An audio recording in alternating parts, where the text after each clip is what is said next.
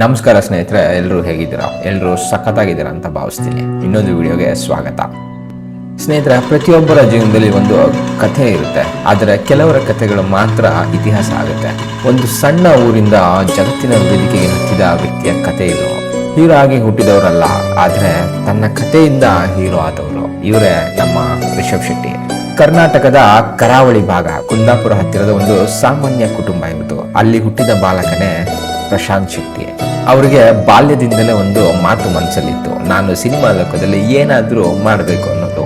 Cinema ನೋಡ್ತಿದ್ದಾಗ ಅವರು ನಾಯಕನನ್ನು ಮಾತ್ರ ನೋಡ್ತಿರ್ಲಿಲ್ಲ, ಕಥೆಯನ್ನು ನೋಡ್ತಿದ್ರು. ಪಾತ್ರದ ಒಳಗೆ ಹೋಗಿ ಯೋಚಿಸ್ತಿದ್ರು, ಈ ಕಥೆಯನ್ನು ನಾನು ಹೇಳಿದ್ರೆ ಹೇಗಿರುತ್ತೆ ಅಂತ. ಆ ಸಮಯದಲ್ಲಿ ಒಬ್ಬ ನಟ ಮಾತ್ರ ಅಲ್ಲ, ಒಬ್ಬ ಕಥೆಗಾರ ಸಹ ಹುಟ್ಟಿದ. ಆದ್ರೆ ಕನಸು ಕಾಣುವುದು ಸುಲಭ, ಅದನ್ನು ಸಾಧಿಸುವುದು ತುಂಬಾ ಕಷ್ಟ. ಸಿನಿಮಾ ನಗರಕ್ಕೆ ಬಂದಾಗ ಅವರು ಯಾರೂ ಅಲ್ಲ, ಸಹಾಯಕ ನಿರ್ದೇಶಕ, ಕ್ಲಾಪ್ ಬಾಯ್, ಸಣ್ಣ ಸಣ್ಣ ಪಾತ್ರಗಳು.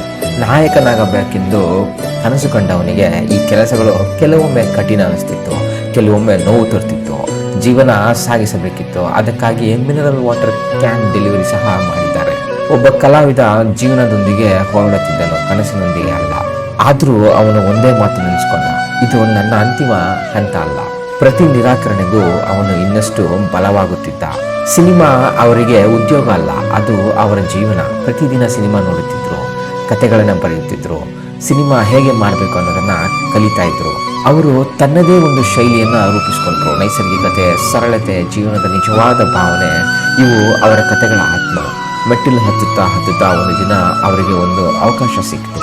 2016, ಒಂದು ಸಿನಿಮಾ ಅಲ್ಲ, ಒಂದು ಪೀಳಿಗೆಯ ಸ್ಪಂದನೆ, ಅದೇ ಕಿರಿಕ್ ಪಾರ್ಟಿ. ಇದು ಕೇವಲ ಕಾಲೇಜ್ ಕಥೆ ಅಲ್ಲ, ಪ್ರತಿ ಯುವಕನ ಜೀವನ, ಪ್ರತಿ ಸ್ನೇಹದ ನೆನಪು. ಈ ಸಿನಿಮಾ ಯಶಸ್ಸು ಮಾತ್ರ ಆಗಲಿಲ್ಲ, ಅದು ಅಭಿಮಾನಿಗಳ ಹೃದಯದಲ್ಲಿ ಉಳಿಯಿತು. ಈ ಕ್ಷಣ ಒಬ್ಬ ಸ್ಟಾರ್ ಹುಟ್ಟಲಿಲ್ಲ, ಒಬ್ಬ ಕತೆಗಾರ ಹುಟ್ಟಿದ. ರಿಷಬ್ ಶೆಟ್ಟಿಯ ವೈಶಿಷ್ಟ್ಯ ಏನಂದ್ರೆ, ಅವರು ಜನರಿಗಿಂತ ಬೇರೆ ಯೋಚಿಸುತ್ತಾರೆ. ಅವರು ಟ್ರೆಂಡ್ ಫಾಲೋ ಮಾಡೋದಿಲ್ಲ, ಅವರೇ ಟ್ರೆಂಡ್ ಸೃಷ್ಟಿಸುತ್ತಾರೆ. ಅವರ ಕಥೆಗಳು ದೊಡ್ಡ ನಗರಗಳ ಬಗ್ಗೆ ಅಲ್ಲ, ನಮ್ಮ ಊರು, ನಮ್ಮ ಜನ, ನಮ್ಮ ಸಂಸ್ಕೃತಿ, ಇದು ಅವರ ಬಲ, ಇದು ಅವರ ಗುರುತು. 2022ರ ಒಂದು ಸಿನಿಮಾ ಭಾರತೀಯ ಸಿನಿಮಾ ಇತಿಹಾಸವನ್ನ ಬದಲಿಸಿತ್ತು, ಅದೇ ಕಾಂತಾರ. ಈ ಚಿತ್ರ ಬಜೆಟ್ ಅಲ್ಲ, ಸ್ಟಾರ್ ಅವರ ಪವರ್ ಅಲ್ಲ, ಕಥೆಯ ಶಕ್ತಿ, ಸಂಸ್ಕೃತಿಯ ಶಕ್ತಿ ಗೆದ್ದಿತ್ತು. ಭೂತಕೋಲ, ಜಮೀನು, ದೈವ, ಈ ಎಲ್ಲ ಅಂಶಗಳನ್ನು ಒಬ್ಬ ಮನುಷ್ಯ ಜಗತ್ತಿಗೆ ತೋರಿಸಿದ್ದ. ಜನರಿಗೆ ಗೊತ್ತಾಯಿತು, ಕನ್ನಡ ಸಿನಿಮಾ ಕೇವಲ ಸಿನಿಮಾ ಅಲ್ಲ, ಅದು ಸಂಸ್ಕೃತಿ ಅಂತ. ಕಾಂತಾರ ಒಂದು ಚಿತ್ರ ಅಲ್ಲ, ಅದೊಂದು ಭಾವನೆ. ಆ ಕ್ಷಣದಿಂದ ರಿಷಬ್ ಶೆಟ್ಟಿ ಕೇವಲ ನಟ ಆಗಿಲ್ಲ, ಒಬ್ಬ ಚಳುವಳಿ ಆದ್ರು. ಇಂದು ರಿಷಬ್ ಶೆಟ್ಟಿಯ ಹೆಸರು ಕರ್ನಾಟಕದ ಗಡಿ ಮೀರಿ ಹೋಗಿದೆ. ಅವರ ಕಥೆಗಳು ಇತರ ಭಾಷೆಗಳಲ್ಲೂ ಕೇಳಿಸುತ್ತಿವೆ. ಯಾವುದೇ ದೊಡ್ಡ ಬ್ಯಾನರ್ ಇಲ್ಲದೆ, ಯಾವುದೇ ಗಾಡ್ ಫಾದರ್ ಇಲ್ಲದೆ ಅವರು ತಾನೇ ತನ್ನ ದಾರಿಯನ್ನು ನಿರ್ಮಿಸಿಕೊಂಡ್ರು. ಈ ಕತೆ ನಮ್ಗೆ ಏನ್ ಹೇಳುತ್ತೆ ಅಂದ್ರೆ ಸ್ನೇಹಿತರೆ, ನೀವು ಎಲ್ಲಿಂದ ಬಂದಿದ್ದೀರಾ ಅನ್ನೋದು ಮುಖ್ಯ ಅಲ್ಲ, ನೀವು ಎಲ್ಲಿಗೆ ಹೋಗ್ತಿದ್ದೀರಾ ಅನ್ನೋದು ಮುಖ್ಯ. ಸಣ್ಣ ಊರಿನಿಂದ ಜಗತ್ತಿಗೆ ಹೋದವನು ಅವರೇ ನಮ್ಮ ರಿಷಬ್ ಶೆಟ್ಟಿ ಅವರು. ಕನಸು ಕಂಡ್ರೆ ಸಾಕಾಗಲ್ಲ, ಅದಕ್ಕಾಗಿ ಹೋರಾಡಬೇಕು ಅನ್ನೋ ಉದಾಹರಣೆ ಇವರು. ಇವರು ಕೇವಲ ಕಲಾವಿದ ಅಲ್ಲ, ಇವರು ಕನ್ನಡದ ಹೆಮ್ಮೆ, ಇವರು ನಮ್ಮ ಕಥೆ. ಸ್ನೇಹಿತರೆ, ಈ ವಿಡಿಯೋದಲ್ಲಿ ನಾನು ಶೇರ್ ಮಾಡಿರೋ ಮಾಹಿತಿ ನಿಮಗೆ ಇಷ್ಟ ಆಗಿದ್ರೆ ವಿಡಿಯೋನ ಲೈಕ್ ಮಾಡಿ, ಚಾನೆಲ್ನ ಸಬ್ಸ್ಕ್ರೈಬ್ ಮಾಡ್ಕೊಳ್ಳಿ.